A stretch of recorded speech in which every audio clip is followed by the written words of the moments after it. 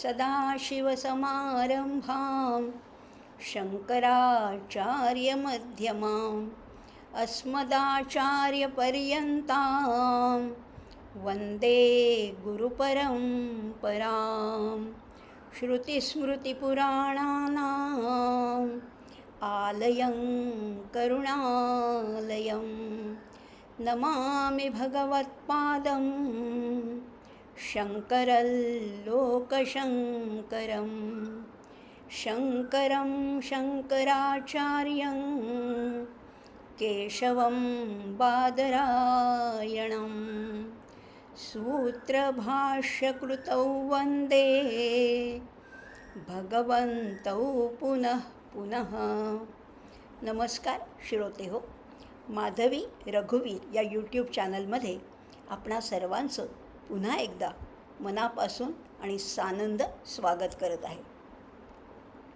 आपण स्तोत्र संपदा या उपक्रमाच्या माध्यमातून जवळजवळ 38 स्तोत्रांचा अभ्यास केला.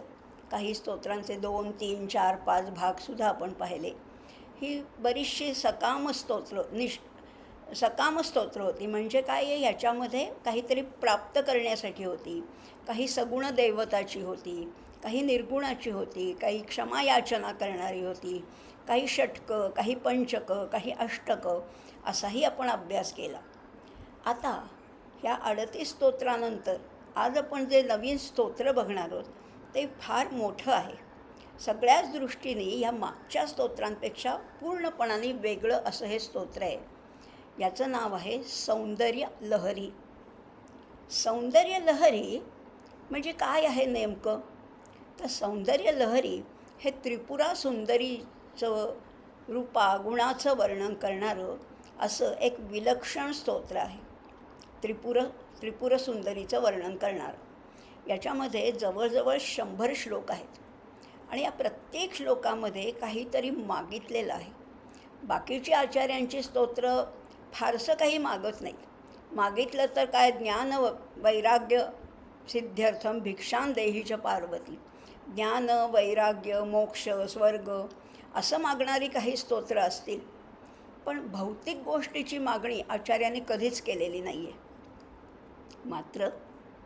मात्र हे स्तोत्र जे आजपासून आपण अभ्यासणार आहोत ते मात्र भौतिक गोष्टींची मागणी करणार आहे. सकाम तर आहेच आहे, पण त्याच्यामध्ये थोडीशी तांत्रिक बाजू आहे, तंत्रविद्या आहे. म्हणजे ह्या स्तोत्रासाठी किंवा ह्या विशिष्ट श्लोकामुळे काय लाभ होणार आहे किंवा तुम्हाला कुठल्या समस्या आहेत, त्याच्यासाठी कुठला मंत्र म्हणायचा, या सगळ्याचं याच्यामध्ये थोडंसं वेगळं चित्रण केलेलं आहे. थोडंसं वेगळं. आत्तापर्यंत आपण पाहिलं होतं तर आचार्यांना स्वतःला काहीच नको आहे. ह्या स्तोत्रामधनं सुद्धा आचार्यांना काहीच मिळवायचं नाही आहे, पण आचार्यांकडे अशी अनेक शिष्य होते, अनेक लोक, अनेक संप्रदायाचे धर्माचे असे जात होते आणि त्यांच्या काही समस्या होत्या, त्यांच्या काही अडचणी होत्या. कुणाला शत्रुपीडा असेल, कुणाला ऋणमुक्ती हवी असेल, कुणाला संतती, कुणाला संपत्ती, कुणाला सत्ता अशी हवी असेल तर काय करावं असं आचार्यांना अनेक प्रश्न विचारले गेले असतील कदाचित. असा स्पष्ट उल्लेख कुठेही नाही आहे, पण असे विचारले गेले असतील किंवा त्या काळच्या समाजासाठी काही अशा उपासनाही आवश्यक होत्या. किंवा अनेक वेळेला आपण पाहिलेले आचार्यांच्या अनेक स्तोत्रांमध्ये देवीची स्तोत्र पुष्कळ मोठ्या प्रमाणात आहेत. कारण ती जगदंबा आहे, ती माता आहे, ती पार्वती आहे, ती भवानी आहे. अशा तिची अनेक रूपं आचार्यांनी तिचं स्तवन केलेलं आहे. खरं म्हटलं ना तर आता ह्या स्तोत्राला प्रारंभ करताना आधी 2 आपण, कारण हे संपूर्ण विश्व जे आहे ते कशापासनं बनलेलं आहे तर प्रकृती पुरुष आहे किंवा शिवशक्ती आहे किंवा ब्रह्ममाया आहे. या सगळ्यांचं म्हणजे हे 2 गोष्टींपासनं 2 घटकांपासनं निर्माण झालेलं हे संपूर्ण विश्व आहे. आणि म्हणून या दोन्ही घटकांना वंदन करताना त्यांना माता पिता म्हटलेलं आहे. आणि खरंच आहे, माता पिताच आहेत ते. ह्या स्तोत्राला प्रारंभ करण्यापूर्वी आपण नेहमीची प्रार्थना तर म्हटलीच, पण आधी 2 श्लोक मी उच्चारते आणि त्याच्यानंतर आपण हे स्तोत्र समजावून घेण्याचा, काही त्याच्यातल्या श्लोकांचा अभ्यास करण्याचा प्रयत्न करणार आहोत. अर्थातच मी म्हटलं तसं मोठं स्तोत्र आहे, 101 मंत्र आहे त्याच्यामध्ये. त्यामुळे अगदी जरी आपण काही रॅपिडली मंत्र घेतले तरी पुष्कळ दिवस लागणार आहेत, पुष्कळ आठवडे यासाठी लागतील. पण आपण बघूया, आपल्याला घाई पण करायची नाही आहे आणि नीट सगळं समजावून घ्यायचं आहे. जसं तुम्हाला माहिती आहे की मला त्या स्तोत्राचं शब्दसौंदर्य, त्याच्यातलं वाङ्मयीन सौंदर्य, त्याच्यातली ज्या शब्दांची व्युत्पत्ती आहे किंवा त्याच्यातलं जे बिटवीन द लाईन आहे ते शोधायला फार आवडतं. भौतिक फलप्राप्ती तर आहेच याच्यात, ती देखील आपल्याला आवश्यक आहे काही मर्यादेपर्यंत, पण त्याही पलीकडे जाऊन आपण आणखीन त्याचा सखोल असा अभ्यास करणार आहोत. म्हणून आधी आपण त्या पार्वती परमेश्वराला वंदन करूया. असं म्हटलेलं आहे, वागर्थाविव संपृक्तौ वागर्थ प्रतिपत्तये जगतः पितरौ वंदे पार्वती परमेश्वरौ. जपा कुसुमसंकाशौ मदघूर्णीतलोचनौ जगतः पितरौ वंदे भैरवी भैरवात्मकौ. अशा 2 स्तवनातून, 2 श्लोकातून आपण त्या पार्वती परमेश्वराला किंवा त्या भैरव आणि भैरवीला वंदन करतो आहोत. कारण त्यांच्या आशीर्वादाशिवाय आपण एक पाऊलही पुढे टाकू शकत नाही, आपण बोलूही शकत नाही, आपण ऐकूही शकत नाही. हे जे सगळं कार्य आहे, हे सगळं जग, हे ब्रह्मांड, हे सुरळीतपणे चाललं आहे ते कुणामुळे? त्या मातापित्यांमुळे, त्या शिवशक्तीमुळे, त्या पार्वती परमेश्वरामुळे. आपण त्यांना पहिल्यांदा वंदन केलेलं आहे आणि मग ह्या स्तोत्राला आजपासून प्रारंभ करणार आहोत. आत्तापर्यंत तुम्ही अगदी भगवद्गीता असेल, उपनिषद असेल, मनाचे श्लोक असतील, आत्माराम असेल, स्तोत्र संपदा असेल, अशा अनेक उपक्रमांना भरभरून प्रतिसाद दिला आहे. हे तर सौंदर्य लहरी, अतिशय विलक्षण, आणि आपल्याकडे महाराष्ट्रात त्याचा कमी प्रचार झालेला आहे, पण साधारणपणे कर्नाटकमध्ये, आंध्रमध्ये याचे अनेक पाठ केले जातात. बहुतेक स्त्री पुरुषांना हे सौंदर्य लहरी हे स्तोत्र मुखोद्गत आहे. त्यामुळे ह्याचा परिणाम लगेच तात्काळ दिसून येतो असं हे स्तोत्र आहे. त्यामुळे आपणही निदान ह्याचा अभ्यास करूया, शक्य झाले तर त्याच्यातले काही मंत्र मुखोद्गत करूया आणि आपल्या ज्या काही समस्या असतील त्या त्याच्यापुढेच मांडूया. अर्थात निर्णय घेणारा तो आहे, फळ देणारा तोच आहे. तो आणि ती यांचा सगळा संयोग आहे. तो म्हणजे पुरुष आहे आणि ती म्हणजे प्रकृती आहे. तो म्हणजे भैरव आहे, ती म्हणजे भैरवी आहे. तो म्हणजे शिव आहे आणि ती म्हणजे शक्ती आहे. आणि इथे तिला त्रिपुर सुंदरी असं म्हटलेलं आहे. त्रिपुर सुंदरी म्हणजे ह्या जगाला चालना देणारी जी शक्ती आहे तिला त्रिपुर सुंदरी, आणि अतिशय सुंदर आहे. तिच्या सौंदर्याचं वर्णन तर बघणारच आहोत आपण, पण तिच्या कार्याचंही वर्णन आधी आपण सुरुवातीला बघणार आहोत की तिच्याशिवाय काहीच शक्य नाही आहे. आणि तिचं स्तवन कसं केलेलं आहे आचार्यांनी, शंकराचार्यांनी तिचं स्तवन कसं केलेलं आहे? खरं म्हटलं तर स्तोत्र असं म्हटलेलं आहे की भक्तांनी आपल्या आराध्य देवतेचं श्रद्धेने केलेलं स्तुतीपर कवनं म्हणजे स्तोत्र, अशी सामान्यपणाने त्या स्तोत्राची व्याख्या केली जाते. या सृष्टीतल्या प्रत्येक प्राणीमात्राला आपण सुखी असावं असं वाटतं. कोणाला तरी दुःख हवंसं वाटतं का? प्रत्येकाला सुख हवं आहे. माझ्या वाट्याला दुःख मुळीच येऊ नये आणि आलं तर फक्त सुख यावं असं आपल्या प्रत्येकालाच वाटतं आहे. आणि मनुष्य खरं तर दुःखाने गांजून जाऊन त्या दयाघन परमेश्वराची जेव्हा करुणा भागतो, आळवणी करतो, आपल्या प्रासादिक वाणीने त्या परमेश्वराच्या सामर्थ्याचं गुणगान करतो, तेव्हा तो परमेश्वर प्रसन्न होतो. कारण एक गंमत सांगू का, परमेश्वराला स्तुती फार आवडते. स्तोत्रम कस्य न तुष्टये. स्तोत्र कुणाला बरं संतुष्ट करत नाही, आणि देवांना तर स्तुती आवडतेच. आणि मग परमेश्वर संतुष्ट झाला की त्याच्यातून प्रत्येक जीवाची दुःख निवृत्ती होते. आणि म्हणूनच आपण आरती करतो, स्तोत्र म्हणतो, ईशस्तवन करतो.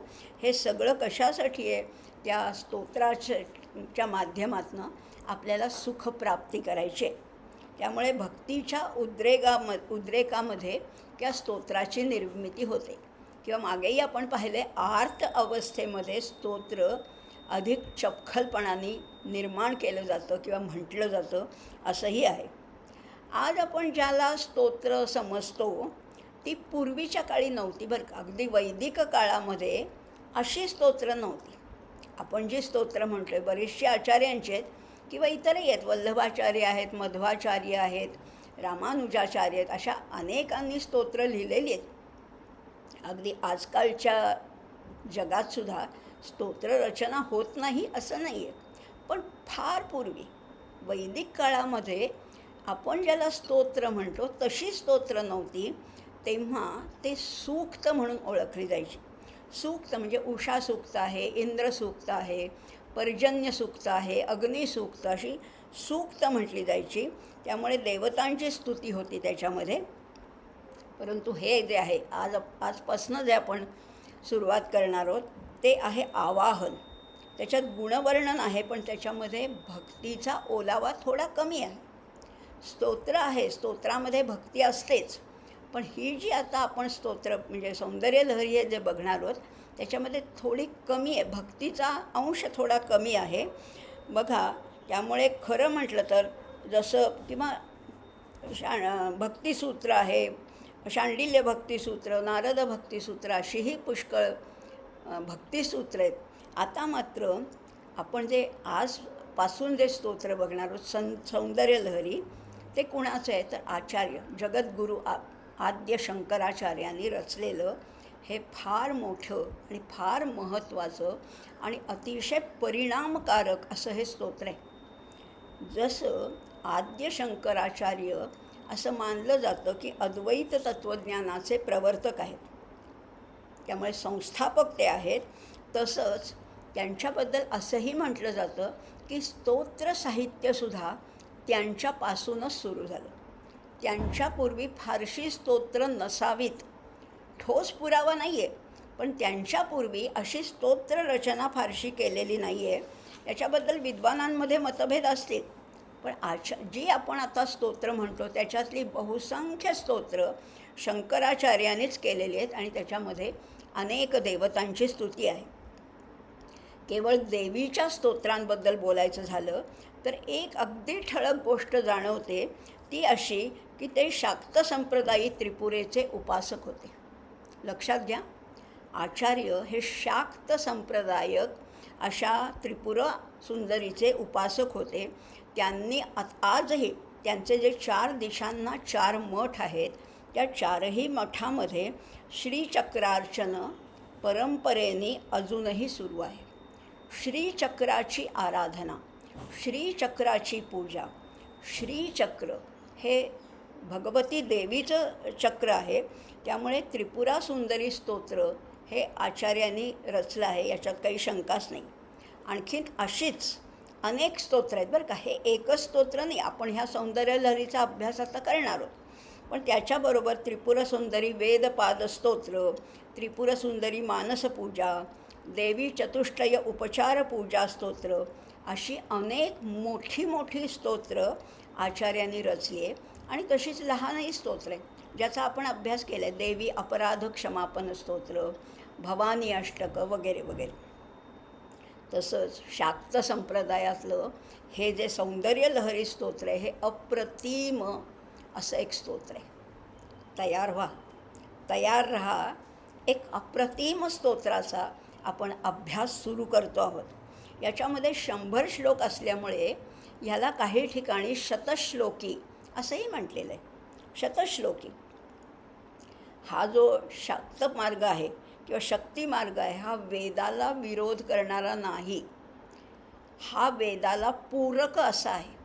कारण आचार्यांचं संपूर्ण आयुष्यच त्यांनी वेदाला वाहून घेतलं होतं. वेदप्रणित वाङ्मयाला त्यांनी वाहून घेतलं होतं. आयुष्यभर त्यांनी फक्त वेद आणि वेदांताचा प्रसार केला आहे, अद्वैत तत्त्वज्ञानाची प्रतिष्ठापना केलेली आहे. असं हे सौंदर्यलहरी स्तोत्र सुरू करायचं. अभ्यासासाठी तयार होऊया. आपली जी ग्रहण क्षमता आहे ती अगदी ॲलर्ट राहू दे. तत्परतेने आपण ह्याचं श्रवण करूया, अभ्यास करूया. याच्यावर अनेक विद्वानांची मतं आहेत. पण आपण काही पुस्तकं म्हणजे त्याच्यासाठी अभ्यासासाठी घेतलेली आहेत. त्या 2-3 पुस्तकाचा संदर्भ मी पुढे देईनच. पण आजपासून आपण ह्या सौंदर्य लहरीला सुरुवात करणार आहोत. या सौंदर्य लहरीचे साधारणपणे 2 विभाग मानले जातात. पहिला जो भाग आहे तो शक्ती उपासनेचा गाभा आहे. लक्षात घ्या, शक्ती उपासनेचा तो गाभा आहे. याच्यामध्ये मूलभूत तत्त्वज्ञान आहे आणि ह्याचे 42 श्लोक आहेत. एकूण 101 श्लोक असले तरी पहिले 42 श्लोक हे तत्त्वज्ञानाशी संबंधित आहे. शक्ती उपासनेचं सगळं गाभा याच्यामध्ये सामावलेला आहे. त्यामुळे 1 ते 42 श्लोकांना, या तत्त्वज्ञान प्रमुख श्लोकांना आनंद लहरी असंही म्हटलेलं आहे. कारण ह्याच्यातून प्राप्त काय करायचं आहे? केवळ आनंद प्राप्त करायचं आहे. तर दुसऱ्या भागामध्ये 43 ते 101 असे श्लोक असून त्याच्यामध्ये त्या त्रिपुर सुंदरीच्या रूपाचं वर्णन केलेलं आहे. तिचं रूप अगदी मस्तकापासनं, शिरापासून अगदी चरणापर्यंत, पायाच्या अंगठ्यापर्यंत संपूर्ण शरीराचं अतिशय अप्रतिम असं वर्णन केलेलं आहे. किरीटापासनं तिच्या नुपुरापर्यंत सगळे अलंकाराचंही वर्णन आलेलं आहे. आणि म्हणून ह्या भागाला, पुढच्या भागाला 43 ते 101 या भागाला सौंदर्य लहरी असं म्हटलेलं आहे. अर्थात नावाबाबत थोडेसे मतभेद आहेत. नाव काही का असेल ना, काही लोक म्हणतात हे 100च्या 100 श्लोक आनंद लहरी आहेत, काही म्हणतात नाही हे सगळे श्लोक सौंदर्य लहरी आहेत, तर काही निम्मे आनंद लहरी, निम्मे सौंदर्य लहरी असंही म्हणतात. आपल्याला त्या वादात पडायचंच नाही आहे. आपल्याला प्रत्येक श्लोक, प्रत्येक मंत्र हा अतिशय समजावून घ्यायचा आहे, त्याचा आनंद घ्यायचा आहे. आणि त्याच्यातनं जर का काही आपल्याला भौतिक गोष्टींची इच्छा असेल, आकांक्षा असेल, काही प्राप्त करायचं असेल, तर त्याच्यासाठी सुद्धा याचा आपण अभ्यास करूया. त्या प्रत्येक श्लोकासाठी लक्षात घ्या, हे आचार्यांचं आत्तापर्यंत आपण कधीही न पाहिलेलं एक वेगळं रूप आहे असं म्हटलं जातं. किंवा पुढेही त्याच्यामध्ये काही भर घातली गेली असावी कदाचित. हा प्रत्येक मंत्र आहे हा त्रिपुरा सुंदरीच्या उपासनेचा भाग आहेच. पण त्याच्यासाठी आकृती कुठली? श्रीयंत्र आपल्याला माहिती आहे, श्रीचक्र आपल्याला माहिती आहे, पण ही आकृती प्रत्येक श्लोकासाठी आकृती वेगळी आहे, त्याच्यासाठी नैवेद्य वेगळा आहे, त्याचा बीज मंत्र वेगळा आहे, त्याची उपासना वेगळी आहे आणि त्याची फलप्राप्तीसुद्धा वेगळी आहे. आपण सुरुवात तर करूया आणि ज्याला ज्याला जे जे इष्ट आहे, इच्छित आहे, ज्याची ज्याची आकांक्षा आहे ते सगळं प्राप्त करण्याचा सुद्धा प्रयत्न करूया. आणि नाही तर नुसता अभ्यास करूया.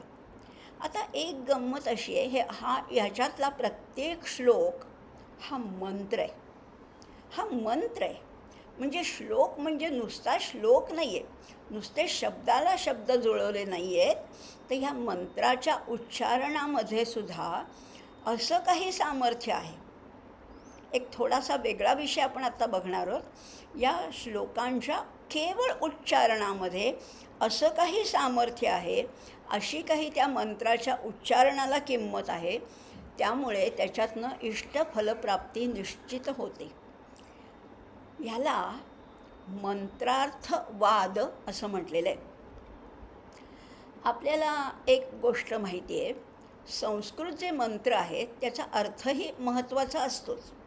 भगवद्गीता शिकताना जितकं त्याचं उच्चारण महत्त्वाचं आहे तितका अर्थही महत्त्वाचाच आहे. पण याच्यामध्ये 2 मतांतरं आहेत. 2 मताचे लोक आहेत, अतिशय विद्वान आहेत, अतिशय थोर असे तत्त्वचिंतक आहेत.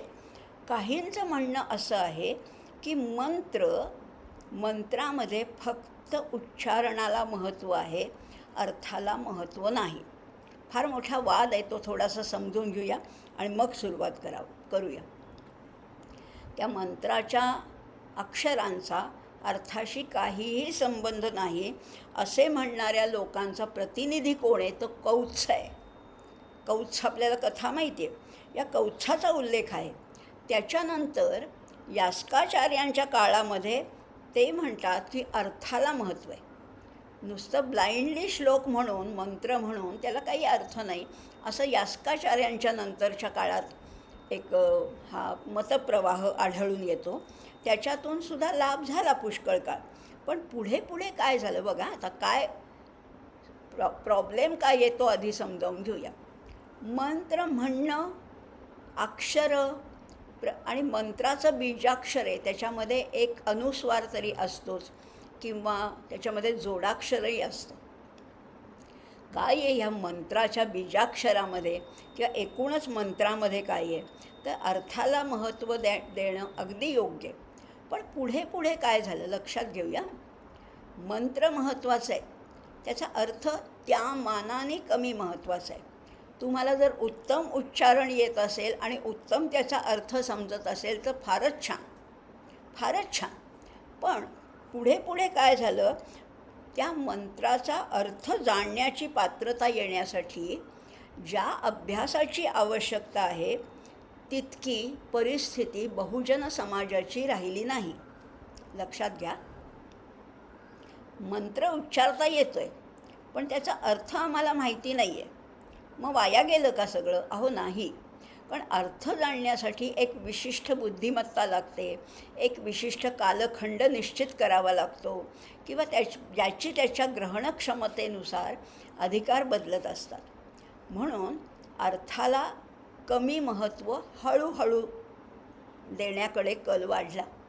उच्चारणाला महत्त्व आहे पण अर्थाला कमी महत्त्व, अशी काही परिस्थिती झाली.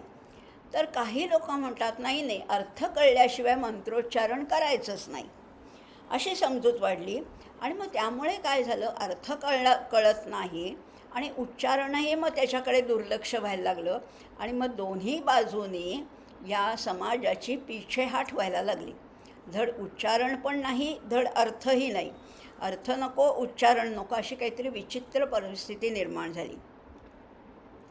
याचा निष्कर्ष असा नाही आहे बरं का, लक्षात घेऊया. आपण हा थोडा मुद्दा आधी नीट समजून घेऊया, म्हणजे मग सौंदर्य लहरी आपल्याला चांगल्या रीतीने कळेल. याचा अर्थ असा नाही आहे की अर्थाकडे लक्ष देऊ नये किंवा अर्थाकडे फार लक्ष दिलं तर मंत्रशक्ती नाहीशी होते, असाही याचा अर्थ नाही आहे. पण केवळ उच्चारणावर भर देणाऱ्यांचं म्हणणं असं आहे की अर्थ हे मंत्राचं आवश्यक अंग नाही. समजून घ्या.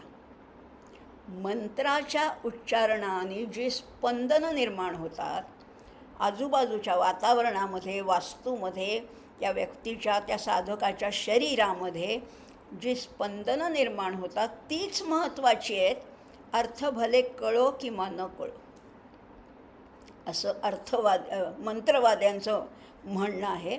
तर दुसऱ्या मताचे लोक म्हणतात नाही नाही, अर्थ कळला नाही तर मंत्राला काहीच अर्थ नाही.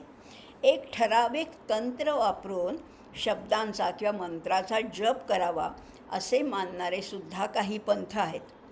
अर्थात त्यामुळे मंत्राच्या जपसंख्येलाच जास्त महत्त्व प्राप्त झालं आणि अर्थ हा गौण ठरला. जर अर्थाकडे ध्यान गेलं, दोन्हीमध्ये चांगले आणि वाईट म्हणजे फायदे आणि तोटे आहेतच. पूर्ण अर्थाकडेच जर लक्ष गेलं तर उच्चारणाची क्षमता थोडी कमी होते किंवा चित्ताची एकाग्रता कमी होते असंही म्हटलेलं आहे. त्यामुळे सामान्यांना सारखं अर्थाकडे लक्ष देणं शक्य नाही. विद्वानांनी द्यावं कदाचित, पण सामान्यांनी फक्त उच्चारणाकडे लक्ष द्यावं, उच्चारणावर भर द्यावा असंही म्हटलं जातं. अर्थाकडे लक्ष दिलं तर जपाची संख्या मंदावते. लक्षात घ्या. अर्थाकडे लक्ष दिलं तर जपसंख्या मंदावते आणि मुख्य म्हणजे त्याच्यात जो तीव्र आवेग निर्माण व्हायला पाहिजे तो होत नाही. म्हणून मंत्रवाद आहे ते म्हणतात उच्चारण उत्तम पाहिजे, अर्थ कळो न कळो. आणि जे अर्थवादाकडे लक्ष देणारे ते म्हणतात नाही नाही, अर्थ कळला नाही तर मंत्राचा काय उपयोग. बघा, पण ह्या दोन्हीच्या मतभेदामध्ये अशी स्थिती झाली की धड आवेगही नाही, धड एकाग्रताही नाही, अशी जी विचित्र अवस्था सामान्यांची होईल. असं हे बरोबर नाही आहे ना. हे समाजाला मागे नेणार आहे. उच्चारणाला जर का तुम्ही भर दिलात तर मंत्र म्हणणाऱ्यांची संख्या मोठ्या प्रमाणावर वाढेल.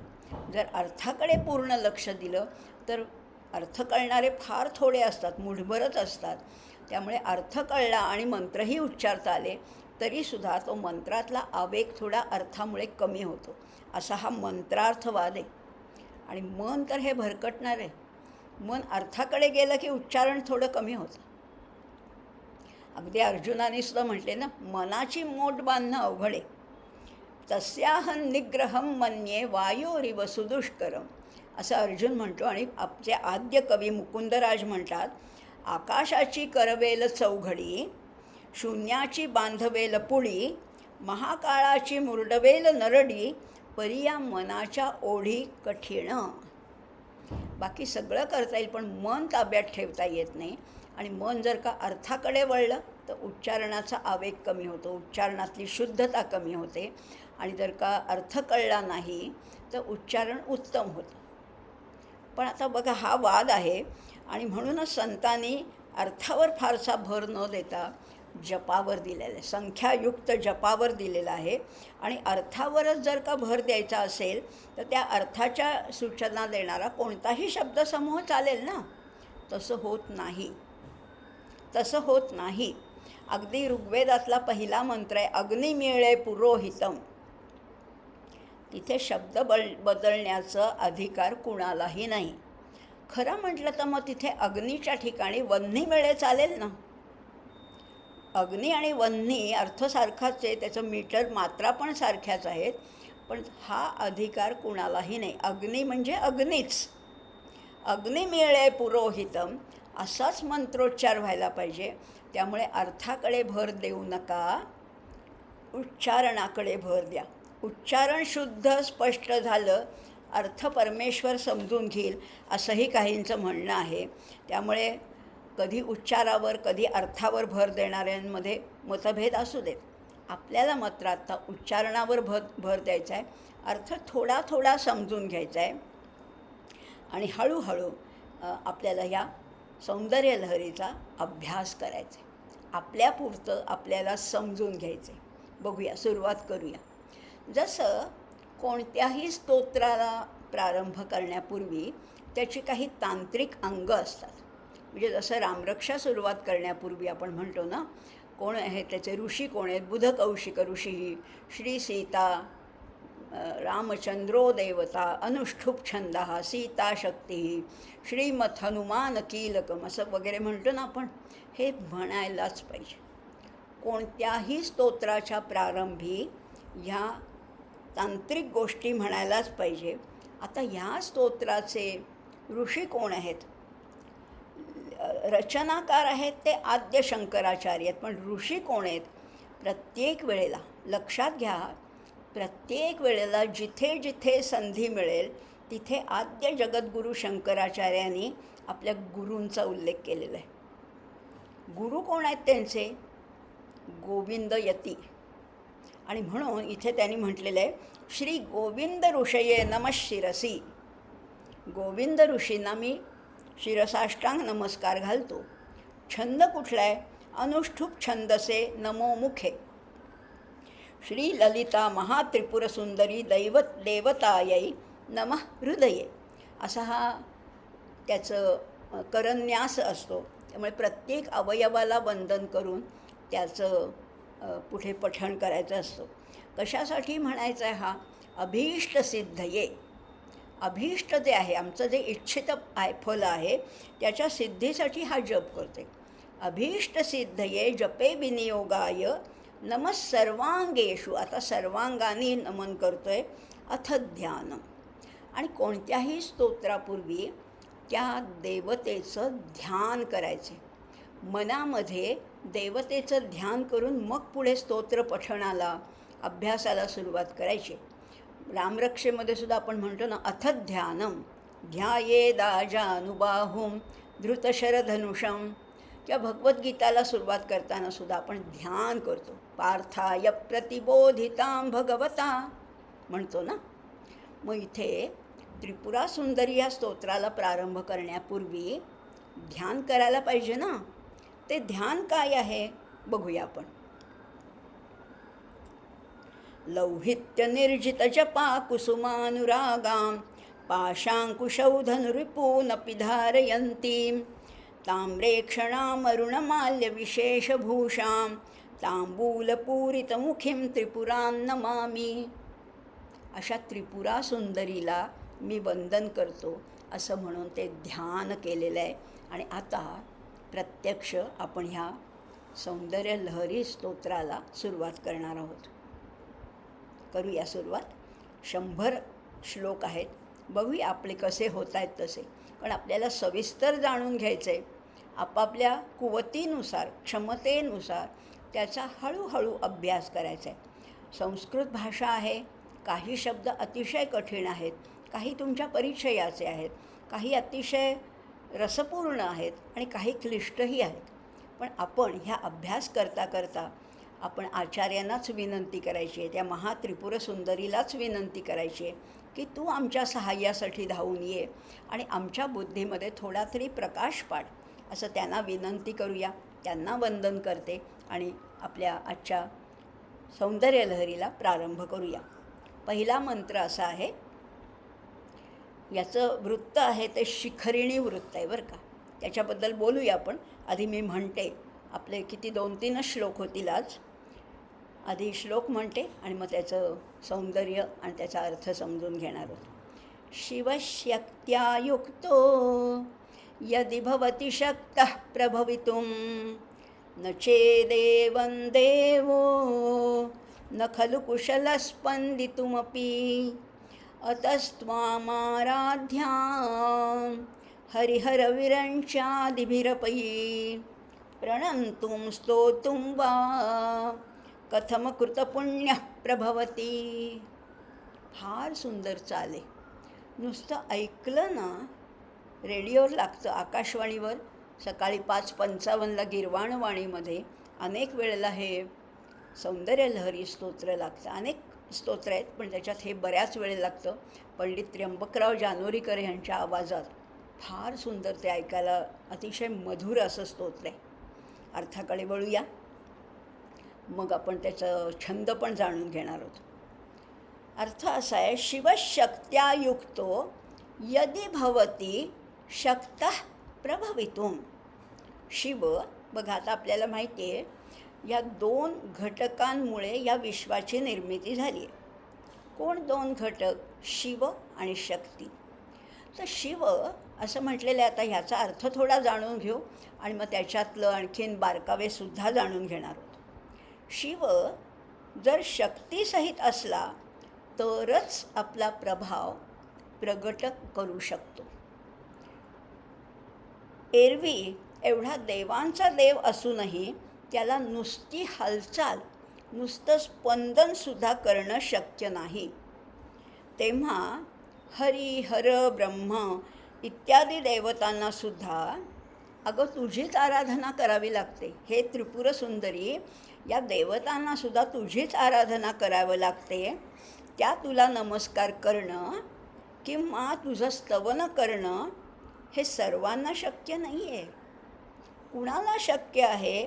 ज्याच्या गाठी पुण्य असेल त्यालाच ते शक्य आहे, इतरांना शक्य नाही.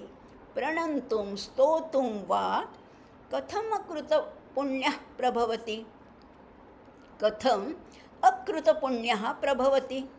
ज्यांच्या पदरी पुण्यच नाही आहे त्यांना तुझं स्तवन, तुला प्रणाम करणं, तुझी स्तुती करणं हे शक्यच होत नाही. आता आपण लक्षात घेऊया, आपल्या गाठीत थोडंफार तरी पुण्य असावं म्हणून निदान आपल्याला ह्या स्तोत्राचा अभ्यास करण्याचं, त्याचे परिचय करून घेण्याची बुद्धी झाली आहे. पहिल्याच मंत्रामध्ये आचार्यांनी बघा, शिवशक्त्या युक्तो यद भवति शक्तः प्रभवितुं असं म्हटलेलं आहे. हे स्तोत्र कसं आहे तर शिखरिणी वृत्तामध्ये फार म्हणजे सुरुवातच साधारणपणे बघा, साधारणपणे आपण कोणत्याही स्तोत्राची सुरुवात मंगलाचरणाने करतो ना, मंगलाचरणाने करतो. आता हे स्तोत्र कसं आहे, आधी शिखरिणी वृत्तामध्ये आहे. शिखरणी वृत्त आपल्याला माहिती आहे, आपण शाळेत असताना शिकलो होतो. यमन असं भलग असे त्याचे विभाग आहेत. यमन असं भलग हे वृत्तच असं आहे की या वृत्तामुळे प्रेम, भक्ती, वात्सल्य, करुणा, आर्तता अशा अनेक रसांचा परिपोष होतो. जेव्हा आर्त भाव दाटून येतात, जेव्हा करुणा दाटून येते, जेव्हा तीव्र भक्ती दाटून येते, तेव्हाच हे मुखातून सहजपणाने उद्गार निघतात. या पद्याच्या श्रवणाने मन अगदी हेलावून जातं. या शिखरणी वृत्ताचं सुरुवातीचा जो वृत्तगण आहे तो आहे यगण, आणि याच्यातला पहिला शब्द आहे शिव. आता बघा, तुम्ही म्हणाल मंगलाचरण कुठे? अहो, हेच मंगलाचरण आहे. एक शिखरिणी वृत्त हे भक्तिप्रधान वृत्त आहे, त्याच्यातला यगण आहे तो अतिशय भक्तीला परिपोष देणारा असा आहे, आणि पहिला शब्दच मुळे आहे शिव. 3 गोष्टी एकत्र आल्या, तिन्ही मंगलसूचक आहेत. या 3 गोष्टींचा इथे संगम झाल्यामुळे या पहिल्याच स्तोत्रातल्या पहिल्याच श्लोकाला प्रयागाचं पावित्र्य, मांगल्य प्राप्त झाले. प्रयाग म्हणजे काय?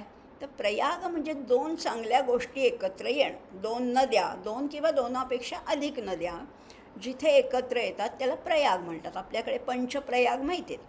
नंदप्रयाग आहे, कर्णप्रयाग आहे, देवप्रयाग आहे, रुद्रप्रयाग आहे, असे अनेक प्रयाग आहेत. आता इथे हे प्रयाग क्षेत्र सुरुवातच मुळी इतक्या पवित्र गोष्टींनी झालेलं आहे, त्यामुळे त्याचं पावित्र्य आहे. आणि असं म्हटलेलं आहे यगणाबद्दल, कामेश्वर सूरी हा टीकाकार असं म्हणतो, प्रकृत्या यगणो नित्यं श्रीकरः कथ्यते बुधैः करोति अर्थान आदि लघुर्यगणो वीरदैवतः. त्यामुळे आणि त्यातही आणखीन बघा, तुम्ही म्हणाला हो हे काय सांगताय तुम्ही, पण ह्या शिवशब्दामधल्या सुद्धा 2 अक्षर आहेत शिवमध्ये, शी आणि व. तर शी आणि व ही दोन्ही अक्षरं मंगलवाचक आहेत. शिव हे तर आहेच, पण शी आणि व असं म्हटलेलं आहे. बघा, फार म्हणजे ह्याला संदर्भ आहे, ह्याला पुरावा आहे बरं का, हे मी मनचं नाही सांगते. याच्यामागे फार मोठा भाव आहे, धारणा आहे ह्याच्यामध्ये. एक असं प्रचलित आहे, विद्यासु श्रुतिर उत्कृष्टा रुद्रैकादशिनी श्रुतौ तत्र पंचाक्षरी तस्यां शिव इत्यक्षरद्वयम्. विद्या तर अनेक आहेत, आपल्याला माहिती आहे, 14 विद्या, 64 कला आहेत. या विद्येमधली श्रेष्ठ विद्या कुठली आहे? भगवद्गीता सांगते अध्यात्मविद्या. आणि अध्यात्म कशात सांगितले? ते श्रुतीमध्ये सांगितले. इथे तेच सांगितलं, विद्यासु श्रुती उत्कृष्टा. सगळ्या विद्यांमध्ये श्रुतिविद्या ही उत्कृष्ट आहे. बरं, या श्रुतीमधली उत्कृष्ट काय आहे? रुद्रैकादशिनी श्रुतौ. रुद्र नावाची एकादशनी जी आहे, रुद्रा एकादशनी, हे श्रुतीमधली उत्तम आहे. बरं, मग त्या रुद्र एकादशिनीमधले कुठले मंत्र महत्त्वाचे आहेत? तत्र पंचाक्षरी. त्याच्यातला पंचाक्षरी मंत्र हा अतिशय श्रेष्ठ मानला जातो. पंचाक्षरी मंत्र कुठला आहे? ओम नमः शिवाय हा पंचाक्षरी मंत्र आहे, हा श्रेष्ठ मानला जातो. आणि त्यातही शी आणि व ही 2 अक्षरं सर्वोत्तम आहेत. त्या 5 अक्षरामधली सुद्धा 2 अक्षरं महत्त्वाची काढली तर ती आहेत शी आणि व. असं हे त्रिपुरा सुंदरीचं अतिशय महत्त्वाचं, अतिशय सुंदर, अतिशय गेय, परिणामकारक असं स्तोत्राचा अभ्यास करणार. त्रिपुरा सुंदरीचं जे यंत्र आहे त्याला श्रीयंत्र असं म्हटलं जातं. आपल्याला परिचित आहे, आपण पाहिलं असेल. त्याच्यामध्ये 4 शिवचक्र आहेत आणि 5 शक्तिचक्र आहेत. एकूण 9 चक्र आहेत त्याच्यामध्ये. 4 आहेत ती शिवचक्र आहेत आणि 5 आहेत ती शक्तिचक्र आहेत. आता बघूया ह्याचा आणखीन, म्हणजे आता आपण शब्दशः अर्थ पाहिला, वृत्त पाहिलं, त्याचं महात्म्य पाहिलं. आता ह्या पहिल्या श्लोकातनं आपल्याला काय सांगायचं आहे बघूया, आचार्यांना काय सांगायचं आहे. या शिवशक्तीने सर्व विश्व निर्माण केलेले. बघा, मम योनिर्महद ब्रह्म तस्मिन् गर्भं दधाम्यहम. ही मूळ माया. मम योनी म्हणजे काय? गीतेत सांगितले. मम योनी म्हणजे ही मूळ माया. मम योनिर्महद ब्रह्म तस्मिन् गर्भं दधाम्यहम. त्याच्यामध्ये मी माझ्या शक्ती म्हणजे बिऱ्याचं सिंचन करतो आणि त्याच्यातून ही सगळी सृष्टी निर्माण होते. या शिवशक्तीचंच हे सगळं अपत्य आहे.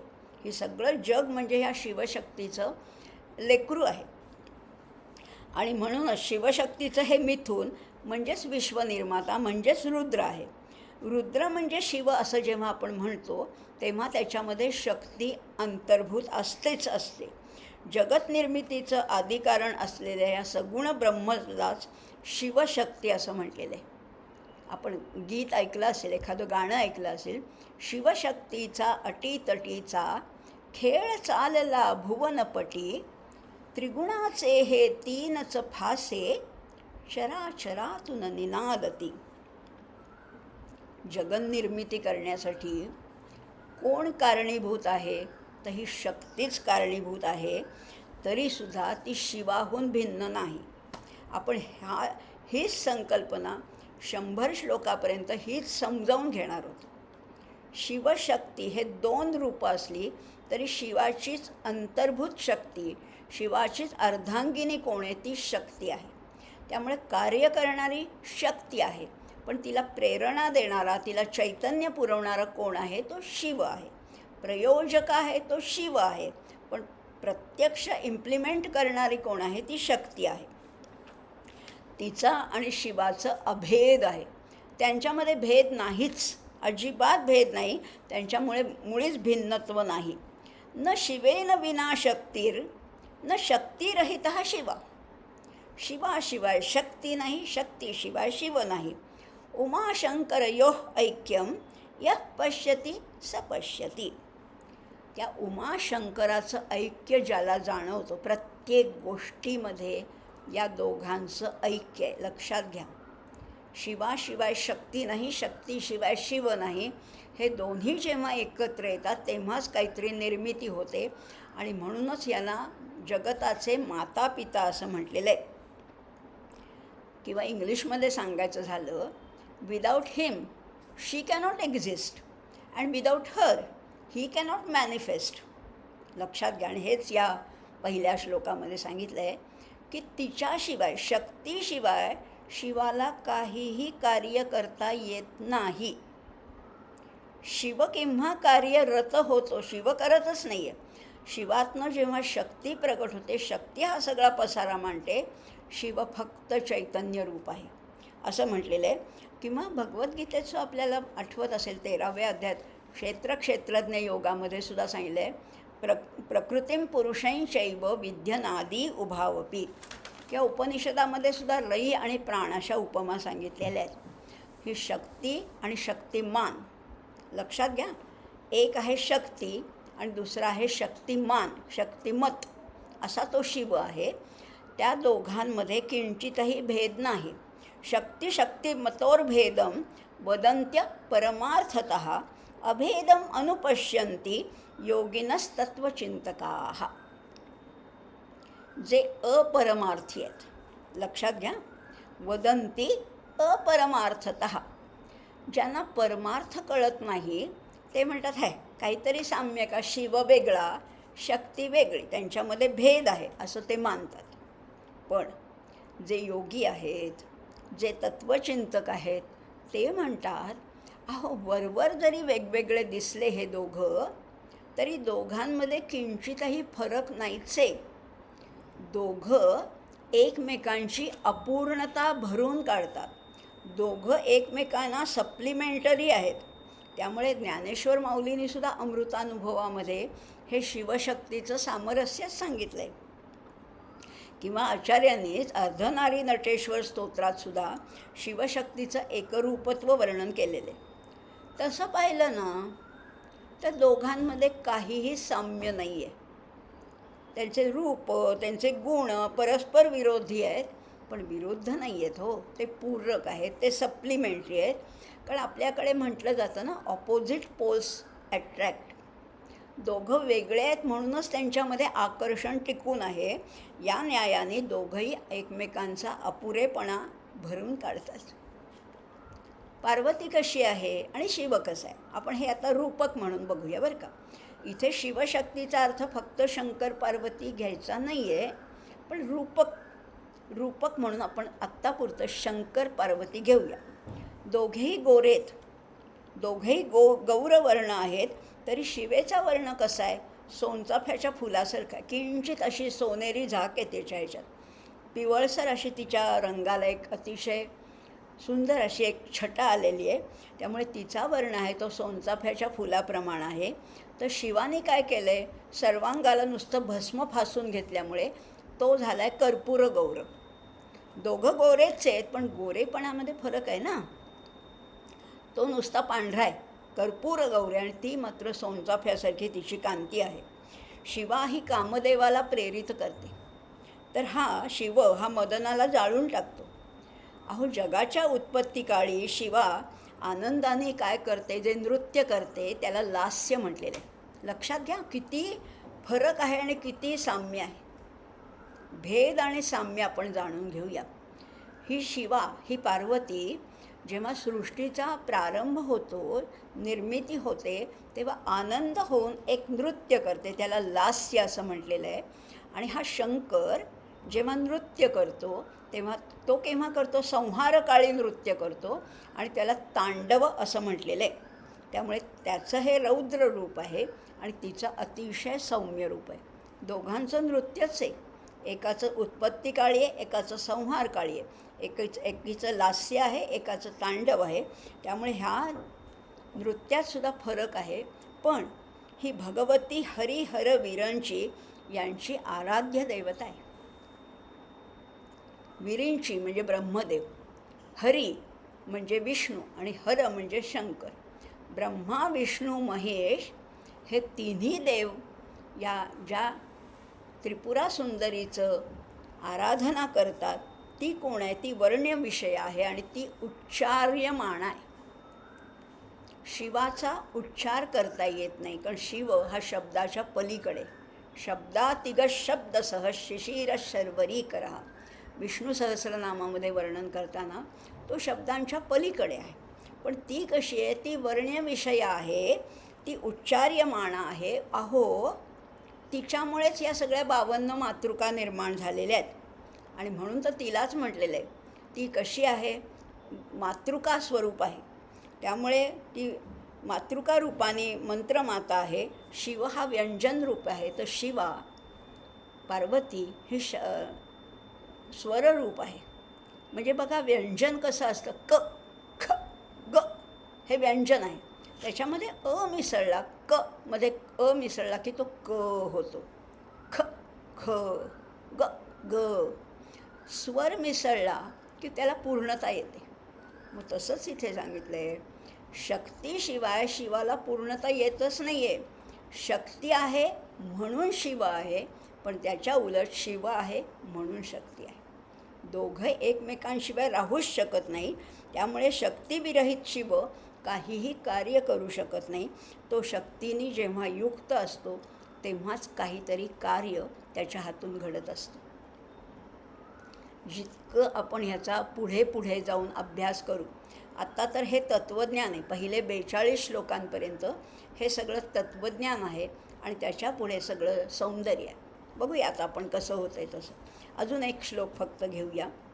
काय म्हणतात आता आचार्य? पुढच्या दुसऱ्या श्लोकामध्ये म्हणतात, तनीयां संपासुं तव चरणपङ्केरुहभवं विरिञ्चिः सञ्चिन्वन् विरचयति लोकान् विकलं वहत्येनं शौरिः कथमपि सहस्रेण शिरसां हरः संक्षुद्यैनं भजति भसितोद्भूलनविधिं.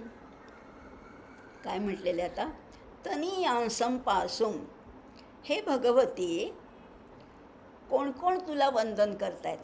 हे सगळं त्रिपुरा सुंदरीशी आचार्य बोलतायत बरं का. तुला वंदन तरी कोण कोण करतायत? विरींची म्हणजे ब्रह्मदेव. कशा? तव चरण पंकेरुहभवं तनीयांसं पासून सचिन्वन लोकान अविकलम विरचयती. काय केलेलं आहे? भगवती देवीच्या कृपेमुळेच सगळे देव आपापलं जे अंगीकृत कार्य आहे, जे नेमलेलं, जे विहित कर्म आहे, ते सुव्यवस्थित रूपाने पार पडण्यासाठी समर्थ होतात. हा कुणाचा महिमा आहे? अहो तिचाच. ती चित शक्ती स्वरूप जी महामाया आहे, जी जगन्माता आहे, तिचाच हा सगळा महिमा आहे. बघा ना, ब्रह्मदेवानी ह्या सृष्टीचा आराखडा निर्माण केला, ब्लू प्रिंट आधी निर्माण केली आणि त्याच्यातनं केवढं विश्व निर्माण केलेलं आहे. म्हणजे ह्याच्यामध्ये वृक्ष आहे, लता आहे, वेली आहे, वनस्पती आहे, पर्वत आहेत, नद्या आहेत, सागर, अग्नी, विद्युत, ग्रह, नक्षत्र, सूर्य, चंद्र, तारे, किडा, मुंगी, पशु, पक्षी, स्त्री, पुरुष. बोलावं तेवढं कमीच आहे. कुणी निर्माण केलं? ब्रह्मदेवाने. कसं काय केलं हो पण निर्माण? ब्रह्मदेवाने निर्माण केलं अगदी बरोबर आहे, पण निर्माण तरी कसं काय केलं? त्याच्यासाठी काय त्यांना रॉ मटेरियल काय होतं, भांडवल काय होतं त्यांच्याकडे सांगतायत? काय भांडवल होतं सांगतायत? तर तुझ्या चरणकमलातील परागाचा एक लहानसा रजक कण घेतला आणि त्यातून ही सगळी सृष्टी रचना झालेली आहे. काय म्हटलेलं आहे? त्या त्रिपुर सुंदरीचे चरणकमल. बरं, कमल म्हटलं की त्याच्यात परागकण आले. त्या परागकणामध्ये एक लहानसा रजक कण असतो. त्या लहानशा रजक कणातून एवढं मोठं विश्व निर्माण केलं. म्हणजे बघा ना, तुम्ही म्हणाल असं कसं, एवढ्याशा कणातनं कसं काय निर्माण होतं? अहो, व्यवहारातलं उदाहरण आहे आपल्या नेहमीच्या. वटवृक्ष केवढा विशाल असतो, केवढ्या त्याच्या पारंब्या पुन्हा त्या उगवतात. त्याचा विस्तार म्हणजे अगदी एखाद्या माणसाला दोन्ही हातांनी पकडता येणार नाही एवढं त्याचं खोड असतं. काही ठिकाणी तर अनेक किलोमीटर एवढा त्याचा परीघ आहे असंही म्हटलं जातं. एवढा वटवृक्ष विशाल कशातनं निर्माण झाला? सूक्ष्म अशा बीजातनं. जे बी डोळ्यांनी दिसतसुद्धा नाही, साध्या डोळ्यांनी, अशा बीजातनं एवढ्या वटवृक्षाचा विस्तार होऊ शकतो. मग तसाच अगदी या तिच्या चरणकमलाच्या परागकणातल्या रजक कणातनं एवढा सृष्टीचा सगळा विस्तार झालेला आहे. बी नेहमी लहानच असतं, विस्तार मोठा असतो. आधुनिक हे झालं जुनं. आधुनिक भौतिकशास्त्राला विचार, क्वांटम फिजिक्सचा जर का तुम्ही आधार घेतलात तर सगळ्या विश्वाचं मूळ काय आहे? तर अणू. ॲटम हे सगळ्याचं मूळ आहे आणि तो अणू अगदी कितीही लहानसा असला तरी त्याच्यामध्ये हालचाल आहे, त्याच्यामध्ये स्पंदन आहे. प्रोटॉन, इलेक्ट्रॉन, न्यूट्रॉन हे सगळे रेणू त्याच्यामध्ये हालचाल करतायत. हे जर मान्य तुम्ही करता तर हेही मान्य करा ना. त्या एका लहानशा रजक कणातनं एवढ्या सृष्टीची निर्मिती झालेली आहे. त्यामुळे हे बघा, आणि म्हणून ह्या निर्मितीचं सामर्थ्य देणारी कोण आहे? अहो, हीच आहे. या त्रिपुर सुंदरीनेच या ब्रह्मदेवाला ते निर्मितीचं सामर्थ्य दिलं. त्या विष्णूला हे पालन, सगळ्या जगताचं पालन करण्याचं सामर्थ्य हिनेच दिलं आहे.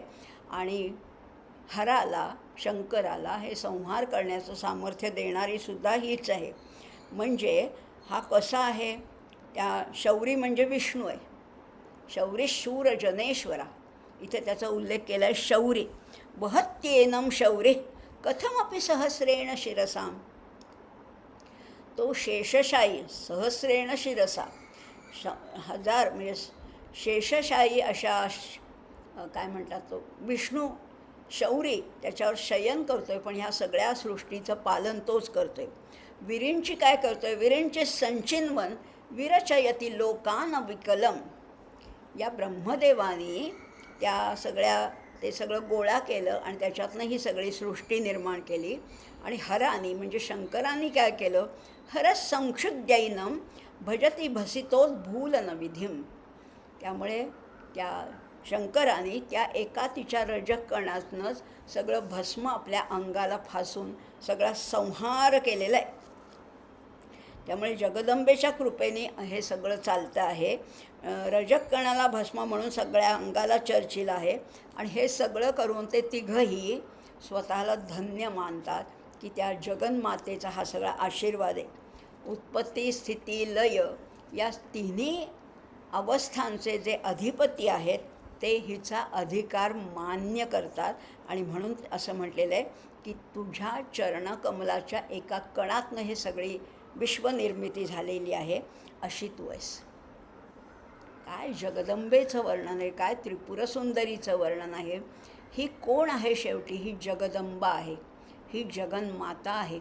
या सृष्टीची जी शक्ती आहे, शिव आणि शक्ती हे जे अर्धनारी नटेश्वराचं जे रूप आहे, त्याच्यातल्या शक्तीचं आपण ह्या पुढच्या काही श्लोकांमध्ये या शक्तीचं महात्म्य जाणून घेणार आहोत. त्याच्यासाठी आधी संकल्पना स्पष्ट व्हायला पाहिजे. कोणतीही निर्मिती करताना 2 घटक आवश्यक असतात. एक आहे तो शिव आणि एक आहे ती शक्ती.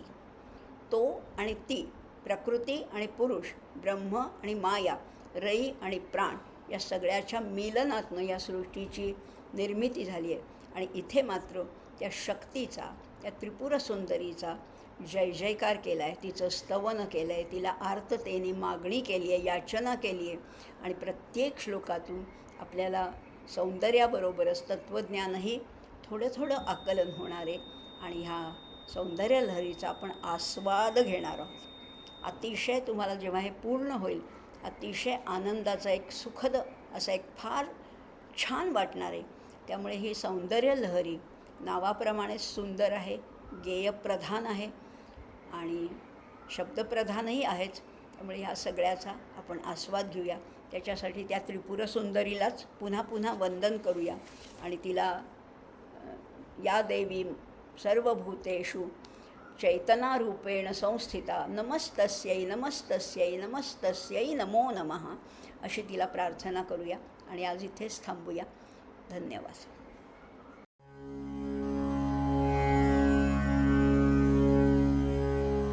शिवशक्त्या युक्तो यदि भवति शक्तप्रभवितुं न चेदेवं देवो न खलु कुशलः स्पन्दितुमपि अतस्त्वामाराध्यां हरिहरविरिञ्चाधिभिरपि प्रणन्तुं स्तोतुं वा कथमकृतपुण्यप्रभवति तनीयां सम्पासुं तव चरणपङ्केरुहभवं विरिञ्चिः सञ्चिन्वन् विरचयति लोकानविकलं वहत्येनं शौरिः कथमपि सहस्रेण शिरसां हरस्य क्षुद्यैनं भजति बसतोद्धूलनविधिम्